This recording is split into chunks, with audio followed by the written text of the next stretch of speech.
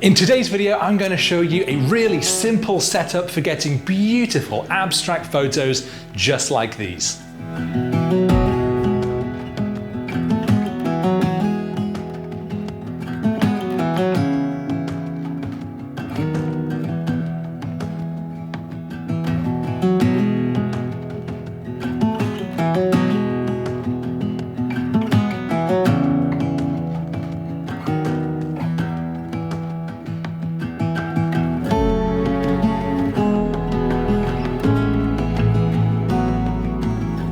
So this might all look like a horribly complicated studio setup, but I assure you it's really not all that bad. Most of this is only here so that I can film this as a tutorial. You don't need most of these stands. All you really need is a few key elements, and you can do this at home with very little fuss. So what we're actually taking photos of is oil on water. That is what you've seen so far in those videos and in the stills that we've shown on screen. Because of course oil forms orbs, it forms bubbles and patterns and swirls when it's on water. It doesn't mix in.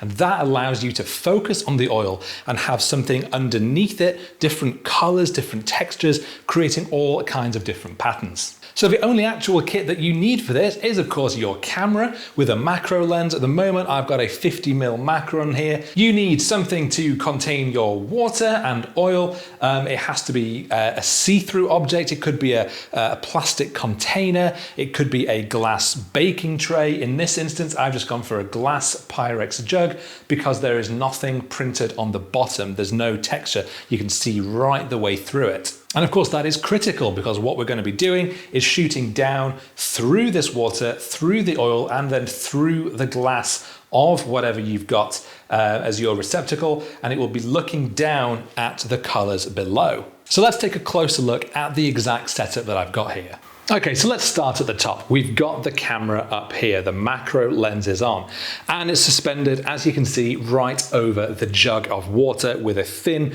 few drops of oil thrown in on top.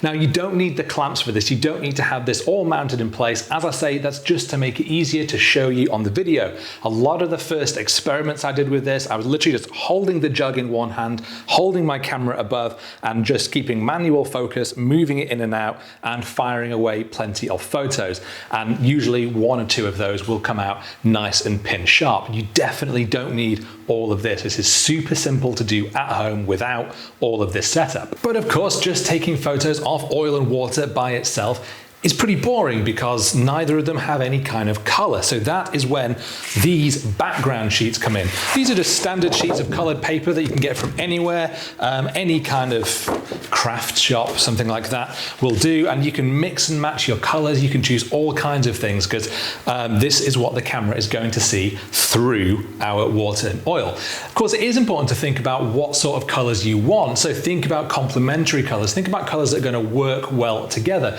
Maybe you want two cool tones, a blue that goes into a nice green so you get a lovely cooling calm effect, or maybe you want some really vibrant neons to give a much more psychedelic look to your shots. In this case, I'm going to start with some pretty classic cyan and pink. These colors work really well together, and I think we're going to get some really lovely photos with it. So crucially, I've made sure to position these pieces of paper underneath the jug. You can move the line, the joining line around. We can have it so that more side of the frame is a bit more of the blue or a bit more pink. We can change it so it goes right down the middle or it goes diagonally across. We can play around, do it exactly as you want. That's even easier if you don't have your camera and jug on clamps like this, because you can literally just move the object around in your hand, get the position you want, swap out the paper, start doing it again. Little word on lighting though. For this, I am using a Interfit LM8, I think it is. It's an LED light, and I've got a softbox on here. Now I'm using a continuous light for this, again, just because I'm filming this in video, so it makes it easier. You can do this with speed lights, you can do this with LED light panels, you can do it with big studio strobes, and you can do it with natural light. So experiment with whatever you've got. You don't need dedicated professional equipment like you see here in order to take the shot. The other thing you might have seen that I'm using is a trigger. Now this is just because I've got the camera suspended over the top. It's a little difficult for me to see the screen and to keep pressing the button. So it's just far easier if I can just hold onto this, fire it away. But again, this is not something you need. This is just something I'm using to help make this video go a little bit more smoothly. Okay, let's talk settings very quickly because those are important. Now, ideally, you want a wide aperture. You want to make sure that whatever background you're using is nice and blurred. We don't want a sharp line on where the two pieces of paper overlap. I've even done some shots when I've used different colored books, but you don't want to be able to see that text. You really want that background to be as blurred as possible. So you want to focus close on the oil, as you see here, very, very short distance, and by using as wide open an aperture as possible, all of that background is going to be really nicely blurred out. Your shutter speed will depend on a number of factors, mostly how steady your hand is.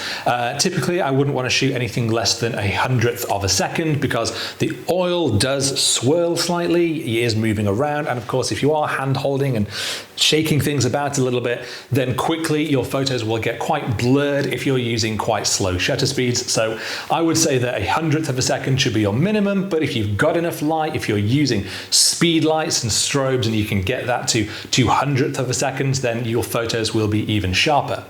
And of course, if you are hand holding and you're finding that at 1/100th of a second your photos are a bit dark, try boosting up your ISO. Most modern cameras can still deliver really clean, sharp shots at ISO 400 or even 800, so don't be afraid to push that a little bit higher if it means you can get sharper photos. Okay, enough talking about settings, let's actually get on with taking a photo. So I'm just going to rearrange these pieces of paper here. And I can actually turn on my camera, which is always a very helpful first step.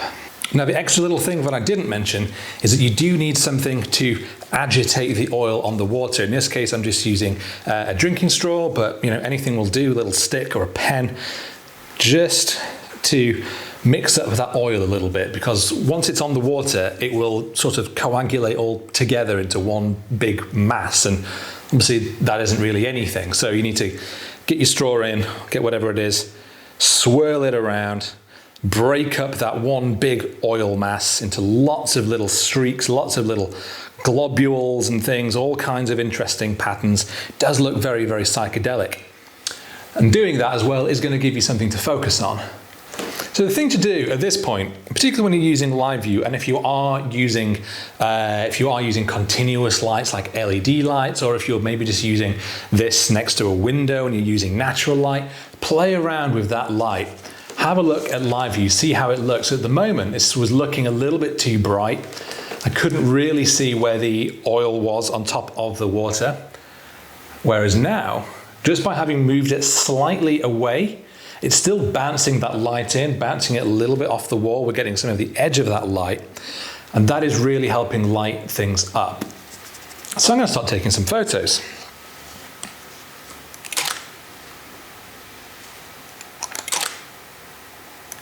So once you've got your settings right, once you've got your setup, you've got your focus, now it's time to start refining your scene, playing around. For example, I can see that this line, this dividing line between the pink and the blue paper is a little bit off-centered. It looks a bit weird, so I'm just going to straighten that up. And then I'm just going to very gently just flick at the water, just start moving that oil around, trying to create little swirling patterns. Something a little interesting. Because we're so close, the camera is so close to the oil, we were only really focusing on the very middle part of the jug. You don't need to agitate it lots. You don't need to send it frothing up wildly. Just little gentle pushes just to move it around and try and create little shapes. Basically, the texture like this starts to become a little bit like a lava lamp. And if you're too young to remember what a lava lamp is, go and ask your parents. Yeah, we're getting some lovely swirling patterns here, and each swirl, each bit of oil starts to reflect the underlying colors in a different way. So you get all kinds of lovely looking patterns on the top of the water. It is very psychedelic, but very, very calming, very soothing. So one of the things I love so much about doing these macro projects at home is that once you start getting up close with these things, they just take on a whole other life that I'd never even considered before having given this a try. I'm really enjoying this. This is so soothing. So soothing. A little word on the oil though. I'm actually using sunflower oil for this. Reason being is that it's quite a light in color oil. And I was a little worried that using something like olive oil or rapeseed oil might be a little bit dark. And so we'd start getting like a yellow color cast on top of the water. I actually haven't tried with those, so maybe that isn't an issue, but just so you know, I'm using sunflower oil, but I'm sure most standard cooking oils will work fine for something like this, and it's probably worth experimenting. The other thing I'm trying to do is separate out smaller droplets of oil from bigger ones, so you've got all these different sizes going on, which just makes for a really interesting looking image. Okay, let's swap these colors out. Something a little bit more vibrant. So at the top in the jug and with the camera, nothing has changed, but down here, we've swapped those colors out for these really vibrant fluorescent tones, which I think is going to do something very, very different with our image. Again, I want to place these in an interesting way, something like that, with a nice slash of color going across our frame. And we can just start to mix up our oils again. So one thing I haven't mentioned is why you need at least 2 tones in your colors. The reason being is that with only the one, you don't get any refraction of those colors in the oil. And so as a result, it just looks flat. You can't tell with any oil. So I'll just show you what I mean. If I go and remove this fluorescent yellow altogether, and now we look at the oil on the surface in our water, you can't tell there's anything there. It's just one big sea of pink you can maybe just about make out, but it is no way near as interesting as when we pop in. Let's just slide this back in real time. Suddenly, those colors bounce around, and that's when you can see all these different textures going on. So that is why you need at least 2 colors. But you can probably mix it up and add in a third and do something different again. So I really like those bubbles there. Let's take that photo. Pink, white, blue. What did I do with my straw? There it is. Now I'm mixing up with blue, pink, blue. The same blue, both sides. It's just about experimenting, different combinations of colors, and seeing what you can get. Like anything in photography, particularly things like macro experiments like this, there is no right or wrong. There is no best way. It's just down to what you think looks nice. And I think this looks nice. But I think I've probably taken enough at this point, so I think it's time we're going to take these photos into Photoshop. So here's one of the shots that we captured, and you can probably tell that it isn't far off where we actually want it to be. It definitely needs brightening up, and there's a lot of dirt and dust and things that need taking care of, and that's going to be really, really easy to do. This is just opened it in Camera Raw, which is great because straight away we can boost up that exposure. We can boost that contrast, and immediately you can just see how much those colors pop. But I'm not going to do anything else with this now because I'm going to come back to Camera Raw after we've done all this cleanup. So right now I'm just going to press open. That is going to open that file in Photoshop. First thing I always do when I'm cleaning up an image is just duplicate that layer. So we've always got that original layer to go back to and reference if we want to. But there's a very, very easy way of doing the cleanup, which is important, because look at all this dust and other stuff that's floated onto the water, all these tiny little bubbles, all of this debris that we really do not want in this shot. What we want is the clean, easy images of just these circles of oil. So what we're going to do is we're going to go filter, we're going to go to noise, and we're going to go dust and scratches. And with a high radius, you can see straight away that I've basically got rid of all of that dust, all of those little bits. It's kept in plenty of detail on these big bubbles, and it's basically done all of the work for us. It's done about 96% of the work for us. So let's press OK. So some of the problems we do have, though, is that it is made the outside edge of this very, very faint and hazy, whereas before it did have a nice clean line. And it's also made some of these smaller orbs look a little bit weird, a little bit funky. So what we're going to do, I'm going to make this very easy, and we're just going to click on here to create a layer mask. That's going to create a layer mask in white. With layer masks, if it's white, then you can see what the image that's underneath. If it's black, you can't. So if I invert this by pressing Command I, then you can see everything goes back. Command I, Command I.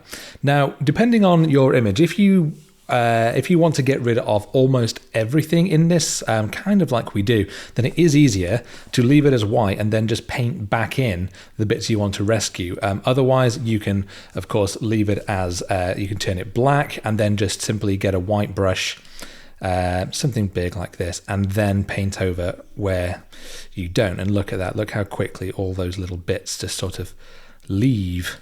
But that's going to take us a little bit longer. So instead, I am going to just invert that layer mask, keep it white, and then instead we're going to paint with a black brush over the top. So let's just zoom in, and we've already identified the areas that we want to rescue. That's this orb here. So we can bring our brush back with a high flow of 100%. May as well go all the way. In fact, let's just turn it down a little bit. And a large but also fairly hard brush, because we don't want this to be nice and soft. We want it to be, a hard edge. And we can just paint back in that orb, paint back in this little bit around the edge of this orby bit. Now it is starting to bring back one of these small ones here, and as well underneath you can see the image noise, but it's also brought back in. There's a huge amount of image noise, but again we can do a bit more of that to clean it up. So we can hide that small orb here and just clean that off. Don't worry about the noise, we'll come back to that. This one here is just sort of become all faint, but actually I think we want that. So let's paint black all around here. It is a little bit faint anyway because I think it wasn't quite in focus, but I do quite like having the smaller ones there. I think that adds a lot to this image. And on this, I'm going to also just go around the edge, just bringing that back in, making it a bit sharper all the way around this edge. If we zoom right in, you can see that, yeah, it's noisy, but it is a crisp edge, whereas here it's been softened so much that I want to just bring back some of that detail.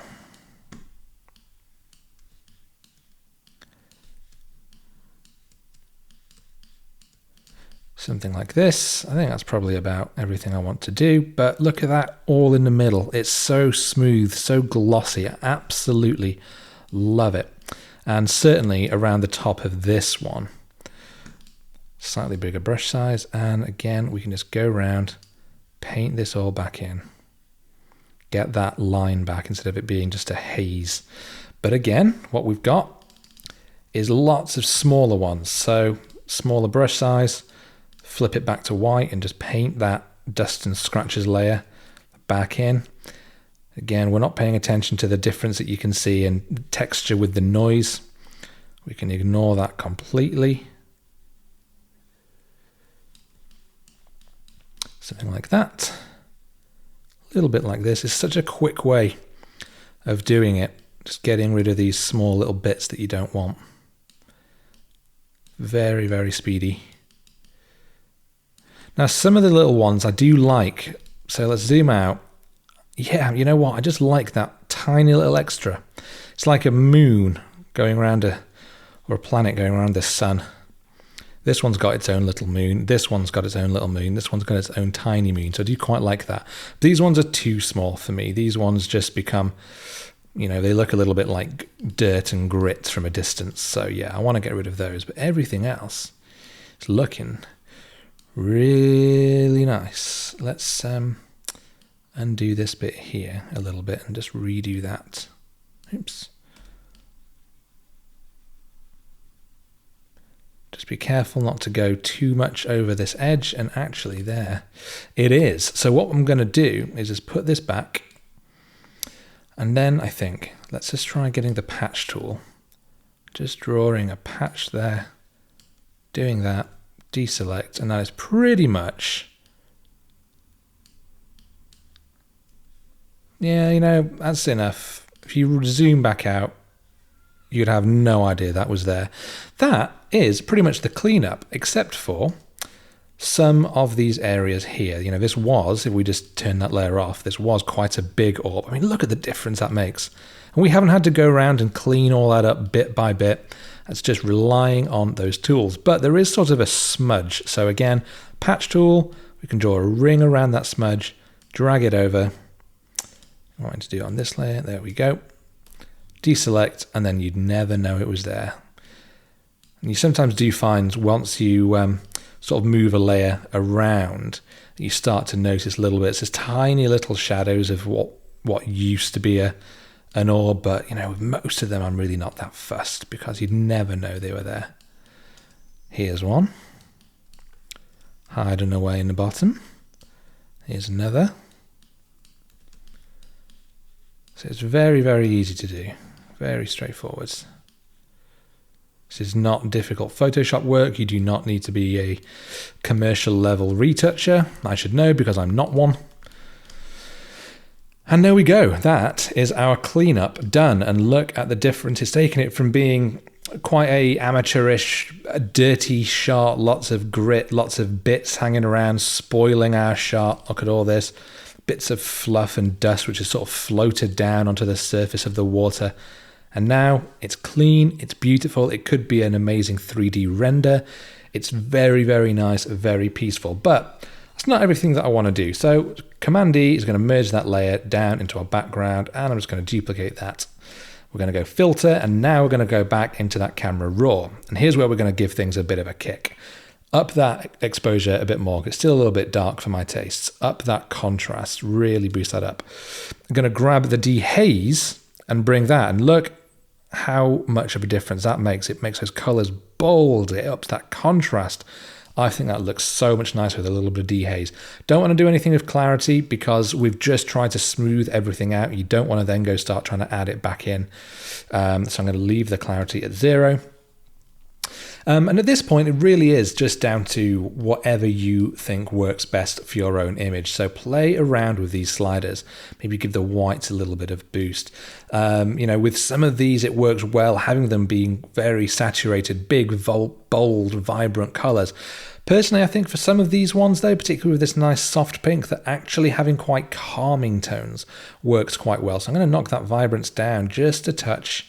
Just a little bit. You could also go into your color mixer and go with the hues and change those around, make that orange less of a yellow and more of a deeper color, which I do actually really like.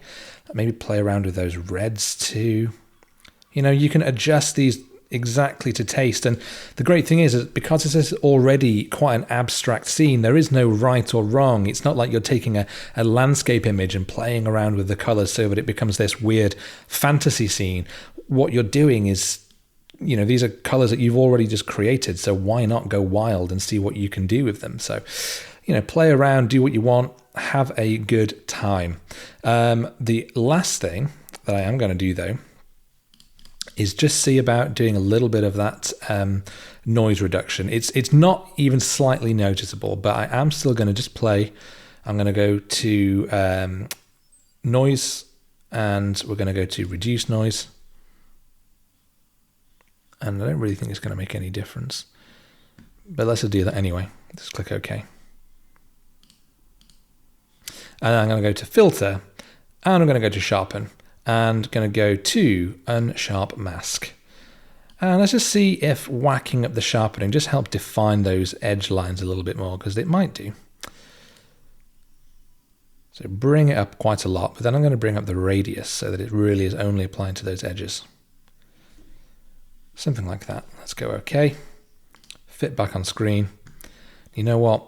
I'm really, really happy with how this looks. I think this is such a nice, peaceful image. I can imagine this being printed up nice and big and hanging over a fireplace or somewhere, or in a bedroom, something calming that you just look at and get this lovely, soft, calm feel by just taking it in.